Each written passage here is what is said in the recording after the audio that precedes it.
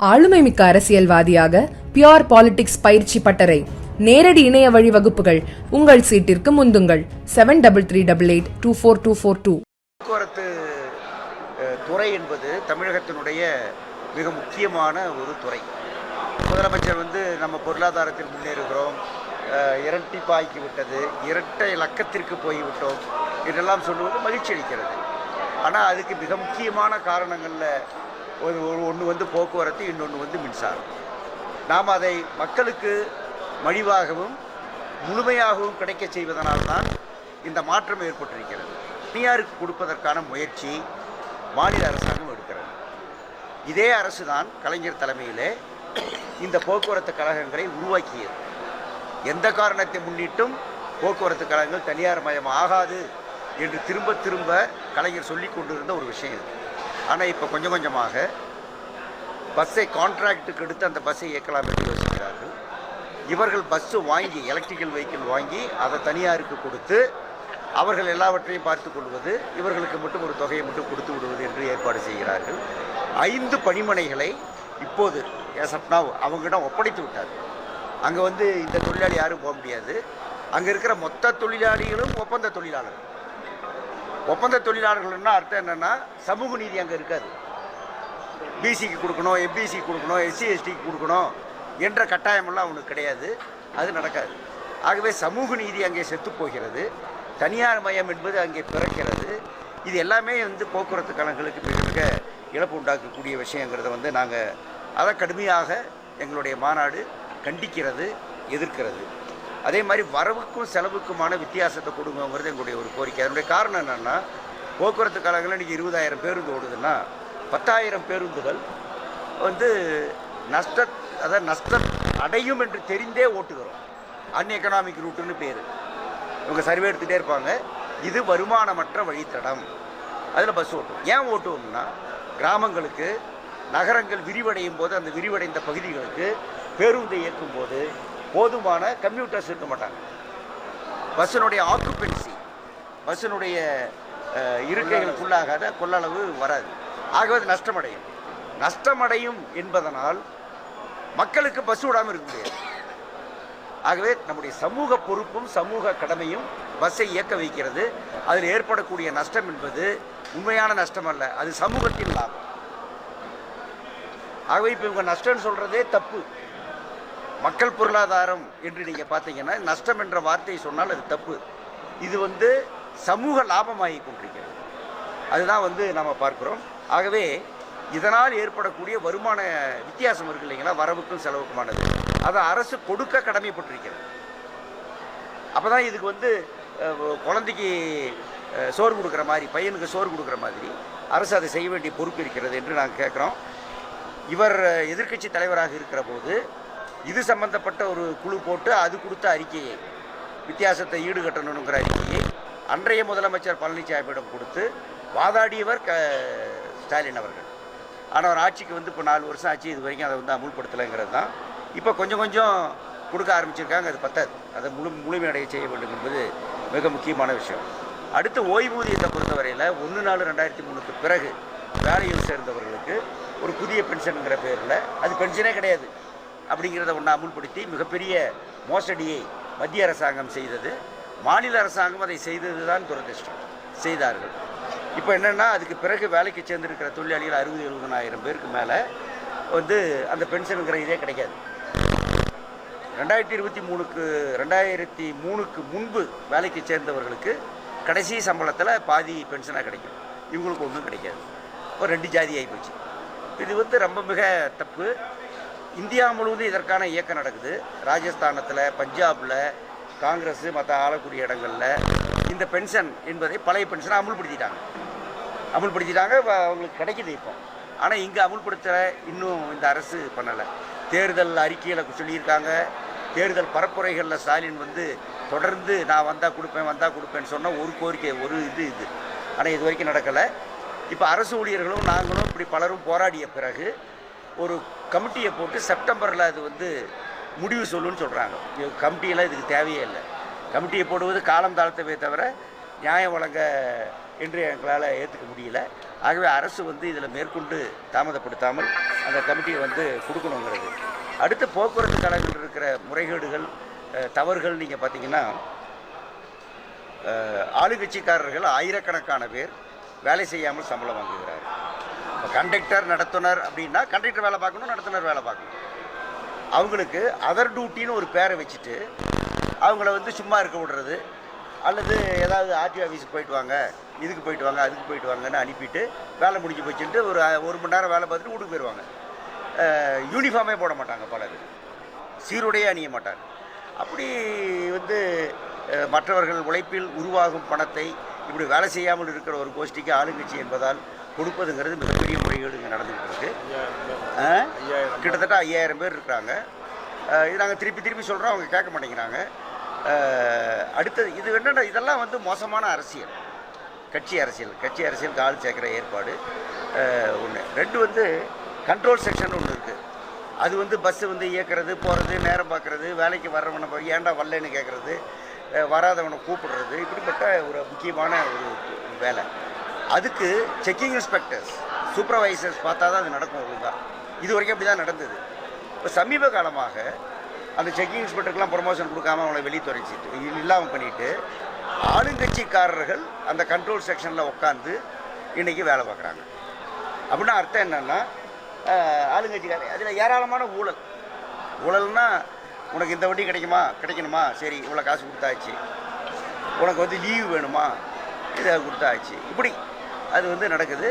இந்த மாநாட்டில் நீங்கள் பார்த்தீங்கன்னா கடுமையான கோபம் இந்த வேலை செய்யாத சம்பளத்திலும் இந்த கண்ட்ரோல் செக்ஷனை வைத்து அவர்கள் நடத்தக்கூடிய அக்கிரமத்திலும் தான் கோபம் வருது.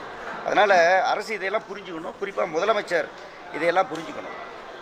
ஆளுங்கட்சினாக்கா அது வந்து ஒரு தனி உயர் ரகம், மற்றவங்கெல்லாம் வந்து மட்ட ரகம் அப்படிங்கிற மாதிரி ஒரு எண்ணம் மக்களுக்கு வந்ததுன்னா, தொழிலாளிக்கு வந்ததுன்னா அது நல்லதில்லை. ஆகவே பார்க்கணுங்கிறது தான் கூடியது. இன்றைக்கி 20,000 தொழிலாளிகள் பற்றாக்குறை இருக்குது, இது காலி பணியிடங்கள் இருக்கிறது. அதனால் மற்றவங்களுக்கு வேலை அழுத்தம் வருது. லீவு இருந்தாலும் லீவு கிடைக்கல. எவ்வளோ முக்கியமான வீட்டு வேலை இருந்தாலும் அவனுக்கு லீவு கொடுக்க மாட்டேங்கிறாங்க. சரி நான் லீவு போடுறப்பன்னு போட்டான்னு வச்சுக்கோங்க, லீவு இருந்தும் கொடுக்காம ஆப்ஷன் போடுறாங்க. இப்படியெல்லாம் வந்து நடக்கிறதெல்லாம் வந்து மிக மிக மோசமான விஷயம். இது மிக முக்கியமான விஷயம். இந்த மாநாட்டில் நாங்கள் வந்து இது பண்ண விஷயம் ஓய்வூதியர் பிரச்சனை. இது சர்வீஸ் இருக்கிறவங்க பிரச்சனை, கான்ட்ராக்ட். அது ஓய்வூதியர்கள் வந்து கடந்த 24 மாதத்துக்கு முன்னே ரிட்டையர் ஆகிட்டாங்க, ஓய்வு பெற்றுட்டாங்க. அவங்களுக்கு எந்த பணப்பலனும் தராமல் வெறுங்கையோடு வீட்டுக்கு அனுப்பிட்டாங்க. 24 மாதமாக நாங்கள் கரடியாக கட்டிகிட்டு இருக்கிறோம். இன்னும் அவங்களுக்கு கிடைக்க வேண்டிய பணப்பலன் கிடைக்கும். 3500 கோடி. அதனுடைய மதிப்பு 3500 கோடி. 3500 கோடி ரூபாய் ஓய்வு பெற்று வருமானம் எதுவும் இல்லாமல் வீட்டில் இருக்கிறவனுக்கு நான் கொடுக்க மாட்டேன், 3500 கோடி ரூபாயை நான் கையில் வச்சுக்கிட்டு இருப்பேன்னு சொன்னால் இது என்ன போக்குவரத்து கழகம், என்ன கவர்மெண்ட்? நீங்கள் வந்து சர்வீஸில் இருக்கிறவனை கூட இன்றைக்கி இல்லைப்பா நாளைக்கு தரப்பான்னு சொல்லலாம், அதுவே தப்பு. அது கூட சரி, ஒன்றும் பட்டினி இருக்க போதில்லை. இங்கே பட்டினி நடக்கிறது, பிள்ளைகளுக்கு மற்றவர்களுக்கு திருமணம் நடக்காமல் கிடக்கிறது, வயதானவன் உடல்நிலை சரியில்லாமல் போய்விட்டால் அவனுக்கு இன்சூரன்ஸும் கிடையாது, நோய்வாய்ப்பட்டவன் வீணாசார், இப்படிப்பட்ட மிகப்பெரிய சமூக அவலம் கொடுமை வந்து நடக்குது. அவங்களுக்கு பஞ்சப்படி என்பது ஒன்று கொடுக்கணும். அதை 5 வருஷத்துக்கு மேலாக 9 வருஷத்துக்கு மேலாக இப்போ தான் நீதிமன்றம் தலையிட்டு உத்தரவு போட்டு அதை அமுல்படுத்தாமல் இவங்க இழுத்தடித்து மறுபடியும் நீதிமன்றம் கொடுக்க போகிறையா இல்லையான்னு அப்படி 9 வருஷம் கழித்து இன்னும் அது வந்து அமுலாகாமல் இருக்கிற ஒரு இதை பார்க்குறோம். அவங்களுக்கும் மருத்துவ காப்பீடு கிடையாது. அவங்களுக்கு மருத்துவ காப்பீடு என்னென்னாக்கா முதல் ஆண்டு பிரிமியத்தை அரசு கட்டிட்டா போதும், அவனுடைய பென்ஷனில் இருந்து பிடிச்சிக்கலாம் பணத்தை. அவன் பிடிச்சிக்கணும்னு எழுதி கொடுக்குறான். என்னால் போட முடியாது, என்கிட்ட பணம் இல்லையே, நீ போடு, நான் வந்து பிடிச்சிக்கோ அப்படின்றான். அதை வந்து அவங்க செய்ய தயாராக இல்லை. ஒரு சின்ன தொகை அதை வந்து போட்டால் அந்த வயதானவர்கள் காப்பாற்றப்படுவார்கள். அதை கூட அவங்க வந்து செய்யாமல் இருக்கிறாங்க. இப்படி வரிசையாக இருக்கக்கூடிய இந்த பிரச்சனைகள். ஆகவே தனியார் மயம், கான்ட்ராக்டு, ஓய்வூதியர்களுடைய பிரச்சனை, அவங்களுடைய பஞ்சப்படி பிரச்சனை, முறைகேடுகள் 1/4/2003க்கு பிறகு வேலையில் சேர்ந்தவர்களுக்கு மற்றவர்களுக்கு போல் இருக்கிற பழைய பஞ்சப்படி, பழைய பென்ஷன், அந்த பழைய பென்ஷனை முதலமைச்சர் கொடுத்த வாக்குறுதி அடிப்படையிலும் நிறைவேற்ற வேண்டும், நியாயப்படியும் நிறைவேற்ற வேண்டும். இதெல்லாம் வந்து எங்களுடைய தீர்மானங்களாக நாங்கள் வந்து நிறைவேற்றியிருக்கோம்.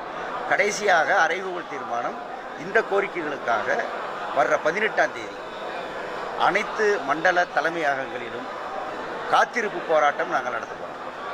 காத்திருப்பு போராட்டம்னா வந்து தொடர் காத்திருப்பு போராட்டம். அவங்க கைது பண்ணி என்ன பண்ணாலும் சரி, வேறு என்ன நடவடிக்கை எடுத்தாலும் சரி, நாங்கள் வந்து இந்த பிரச்சனையை தீர்ற வரையில் நாங்கள் வந்து போக மாட்டோம், அலுவலகத்துக்குள்ளே தான் இருப்போம் என்று நடத்த வேண்டிய போராட்டம். ஒரு சாத்வீகமான போராட்டம். அதை நாங்கள் நடத்துவோம். அரசு பேச்சுவார்த்தைக்கு அழைத்தால் சரி வாங்க என்ன பிரச்சனை அப்படின்னு சொன்னால் நாங்கள் அதை வந்து பேச தயார். சரிங்க நான் 1 மாதத்தில் கொடுக்குறேங்க, 15 நாளில் கொடுக்குறேங்க என்று ஒரு டைம் பவுண்டாக அவங்க ஒரு சொல்யூஷன் சொல்லி இதை தீர்த்து வைக்கிறதுனா கூட எங்களுடைய சம்மேளனம் அதை என்னங்கிறத யோசிக்க தயாராக இருக்குது. ஆகவே அரசு இந்த போராட்டத்தை தூண்டக்கூடாது, போராட வைக்கக்கூடாது. போராட வச்சுட்டு தொழிலாளி பாருங்கள் தப்பு பண்ணுறான், தொழிலாளி பாருங்கள் ரவுடித்தனம் பண்ணுறான், தொழிலாளி பாருங்கள் மக்களுக்கு தொந்தரவு பண்ணுறான் அப்படின்னு பேசி புண்ணியம் இல்லை. ஆகவே உழைக்கிறவனுடைய பணத்தை, உழைக்கிறவனுடைய ஊதியத்தை கொடுக்கணும் அப்படிங்கிறது மிக முக்கியமானது. போக்குவரத்து துறை என்பது தமிழகத்தினுடைய மிக முக்கியமான ஒரு துறை. முதலமைச்சர் வந்து நம்ம பொருளாதாரத்தில் முன்னேறுகிறோம், இரட்டிப்பாக்கி விட்டது, இரட்டை இலக்கத்திற்கு போய்விட்டோம் இதெல்லாம் சொல்லுவது மகிழ்ச்சி அளிக்கிறது. ஆனால் அதுக்கு மிக முக்கியமான காரணங்களில் ஒன்று வந்து போக்குவரத்து, இன்னொன்று வந்து மின்சாரம். நாம் அதை மக்களுக்கு மலிவாகவும் முழுமையாகவும் கிடைக்க செய்வதனால்தான் இந்த மாற்றம் ஏற்பட்டிருக்கிறது. தனியாருக்கு கொடுப்பதற்கான முயற்சி மாநில அரசாங்கம் எடுக்கிறது. இதே அரசு தான் கலைஞர் தலைமையிலே இந்த போக்குவரத்து கழகங்களை உருவாக்கியது. எந்த காரணத்தை முன்னிட்டும் போக்குவரத்து கழகங்கள் தனியார் மயம் ஆகாது என்று திரும்ப திரும்ப கலைஞர் சொல்லி கொண்டிருந்த ஒரு விஷயம் இது. ஆனால் இப்போ கொஞ்சம் கொஞ்சமாக பஸ்ஸை கான்ட்ராக்டுக்கு எடுத்து அந்த பஸ்ஸை இயக்கலாம் என்று யோசிக்கிறார்கள். இவர்கள் பஸ்ஸு வாங்கி, எலக்ட்ரிக்கல் வெஹிக்கிள் வாங்கி அதை தனியாருக்கு கொடுத்து அவர்கள் எல்லாவற்றையும் பார்த்து கொள்வது, இவர்களுக்கு மட்டும் ஒரு தொகையை மட்டும் கொடுத்து விடுவது என்று ஏற்பாடு செய்கிறார்கள். 5 பணிமனைகளை இப்போது அவங்ககிட்ட ஒப்படைத்து விட்டார். அங்கே வந்து இந்த தொழிலாளி யாரும் போக முடியாது. அங்கே இருக்கிற மொத்த தொழிலாளிகளும் ஒப்பந்த தொழிலாளர்கள். ஒப்பந்த தொழிலாளர்கள்னா அர்த்தம் என்னென்னா சமூக நீதி அங்கே இருக்காது. பிசிக்கு கொடுக்கணும், எம்பிசிக்கு கொடுக்கணும், எஸ்சி எஸ்டிக்கு கொடுக்கணும் என்ற கட்டாயமெல்லாம் அவனுக்கு கிடையாது. அது நடக்காது. ஆகவே சமூக நீதி அங்கே செத்து போகிறது. தனியார் மயம் என்பது அங்கே பிறக்கிறது. இது எல்லாமே வந்து போக்குவரத்து கழகங்களுக்கு மிக மிக இழப்பு உண்டாக்கக்கூடிய விஷயங்கிறத வந்து நாங்கள் அதை கடுமையாக எங்களுடைய மாநாடு கண்டிக்கிறது, எதிர்க்கிறது. அதே மாதிரி வரவுக்கும் செலவுக்குமான வித்தியாசத்தை கொடுங்கிறது எங்களுடைய ஒரு கோரிக்கை. அதனுடைய காரணம் என்னென்னா போக்குவரத்து கழகங்கள் இன்றைக்கி 20,000 பேருந்து ஓடுதுன்னா 10,000 பேருந்துகள் வந்து நஷ்டம் அடையும் என்று தெரிந்தே ஓட்டுகிறோம். அன்எக்கனாமிக் ரூட்டுன்னு பேர். இவங்க சர்வே எடுத்துகிட்டே இருப்பாங்க. இது வருமானமற்ற வழித்தடம், அதில் பஸ் ஓட்டும். ஏன் ஓட்டுவோம்னா கிராமங்களுக்கு நகரங்கள் விரிவடையும் போது அந்த விரிவடைந்த பகுதிகளுக்கு பேருந்தை இயக்கும் போது போதுமான கம்யூட்டர்ஸ் இருக்க மாட்டாங்க. பஸ்ஸினுடைய ஆக்குபென்சி, பஸ்ஸினுடைய இருக்கைகளுக்குள்ளாகாத கொள்ளளவு வராது. ஆகவே அது நஷ்டமடையும். நஷ்டமடையும் என்பதனால் மக்களுக்கு பஸ் விடாமல் இருக்க முடியாது. ஆகவே நம்முடைய சமூக பொறுப்பும் சமூக கடமையும் பஸ்ஸை இயக்க வைக்கிறது. அதில் ஏற்படக்கூடிய நஷ்டம் என்பது உண்மையான நஷ்டம் அல்ல, அது சமூகத்தின் லாபம். ஆகவே இப்போ இவங்க நஷ்டம்னு சொல்கிறதே தப்பு. மக்கள் பொருளாதாரம் என்று நீங்கள் பார்த்தீங்கன்னா நஷ்டம் என்ற வார்த்தையை சொன்னால் அது தப்பு. இது வந்து சமூக லாபமாகி கொண்டிருக்கிறது. அதுதான் வந்து நாம் பார்க்குறோம். ஆகவே இதனால் ஏற்படக்கூடிய வருமான வித்தியாசம் இருக்கு இல்லைங்களா, வரவுக்கும் செலவு